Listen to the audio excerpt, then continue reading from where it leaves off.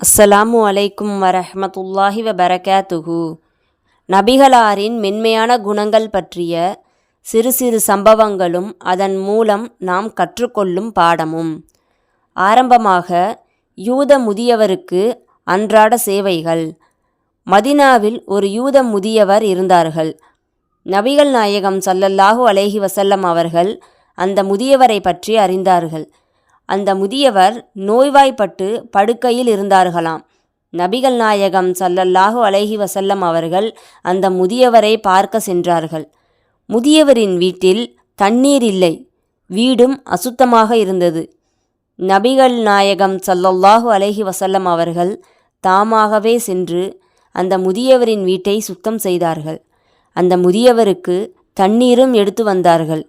முதியவரின் ஆடைகளை மாற்றி அவருக்கு தேவையான சுகாதாரத்தையும் கவனித்து கொண்டார்கள். இந்த அன்பும் அக்கறையையும் கண்ட அந்த முதியவர் மிகவும் வேதனையுற்று, இவ்வளவு பெரிய மனிதர் தாமாகவே முன்வந்து எனக்கு இந்த சேவையை செய்கிறாரே என்றும் வியந்தார்கள். நபிகள் நாயகம் ஸல்லல்லாஹு அலைஹி வஸல்லம் அவர்களின் இந்த சேவையின் மூலம் அந்த முதியவரின் இதயம் மென்மையாகியது. அல்லாஹ்வின் தூதரின் மீது நம்பிக்கை கொண்டு இஸ்லாத்தையும் ஏற்றுக்கொண்டார்கள். பாடம்: சேவை என்பது மதம், இனம், ஜாதி எல்லைகளை தாண்டி மனித தன்மையே முக்கியம் என்பதை இந்த சம்பவத்தின் மூலம் நாம் விளங்கிக் கொள்ள வேண்டும். இரண்டாவதாக, பூனைக்கு தண்ணீர் புகட்டிய நபி. ஒரு முறை நபிகள் நாயகம் ஸல்லல்லாஹு அலைஹி வஸல்லம் அவர்கள் ஒரு தோழர் வீட்டிற்கு செல்லும் வழியில் ஒரு பூனை தண்ணீரின் தாகத்தால் வருந்துவதை கண்டார்கள். அந்த பூனை ஒரு கிணற்றின் அருகே உட்கார்ந்து தாகத்தால் கத்திக்கொண்டிருந்தது.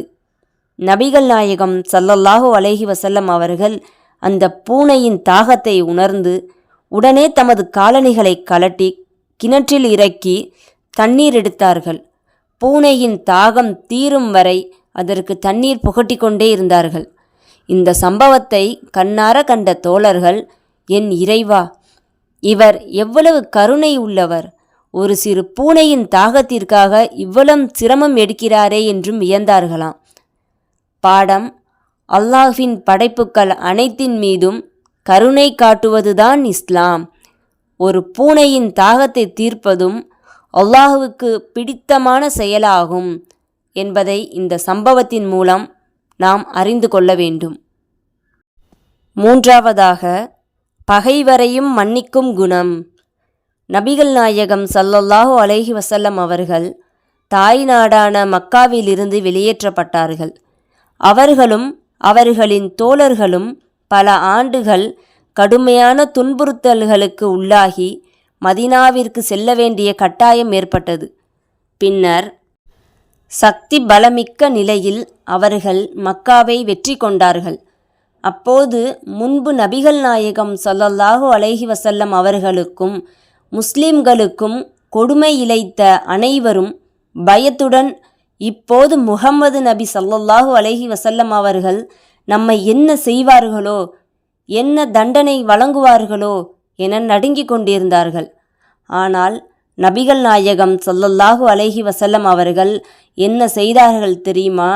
அவர்கள் அனைவருக்கும் பொது மன்னிப்பை அறிவித்தார்கள்.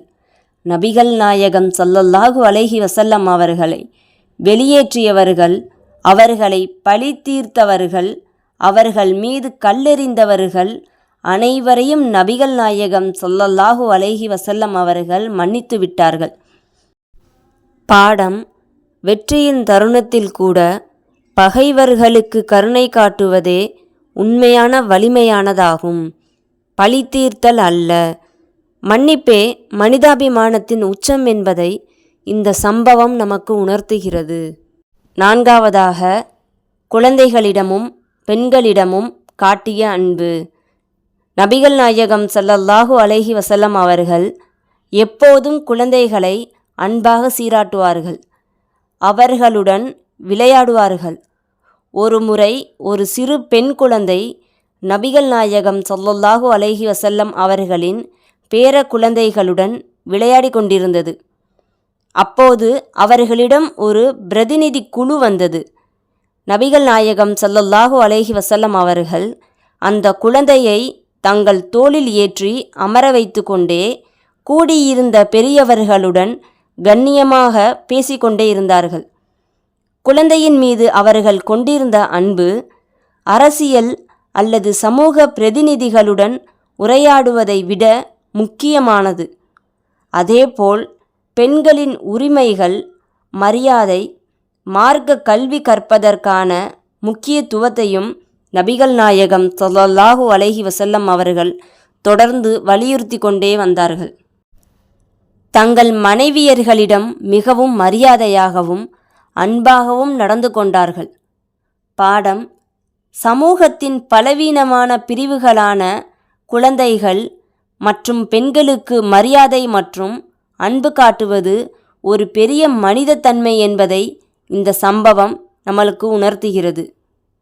முடிவுரை: நபிகள் நாயகம் ஸல்லல்லாஹு அலைஹி வஸல்லம் அவர்களின் வாழ்க்கை ஒரு சாதாரண மனிதனிடம் இருக்க வேண்டிய அன்பு, கருணை, பொறுமை, நேர்மை மற்றும் தியாகம் ஆகிய அனைத்து நற்குணங்களுக்கும் ஒரு நிகரற்ற முன்மாதிரியாகும்.